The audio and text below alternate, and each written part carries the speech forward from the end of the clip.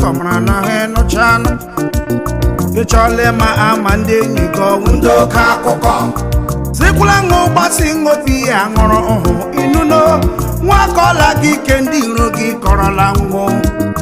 Ega ma amande ni go wundo ka koko Kama alagala ko Gechia yo ono ki inuno Ihino nda he kokrala Wekwaranda kokrala ho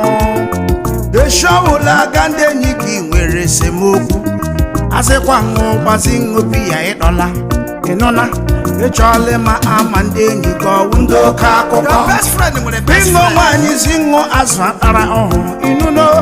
Mwakola gi kendi rogi korola ngo Icheku chuche ma amande ni go wundo ka koko Kinakala ko Kabia yo ono ke Chihina nda he kokrala Wekwaranda kokrala ho enona Weshawula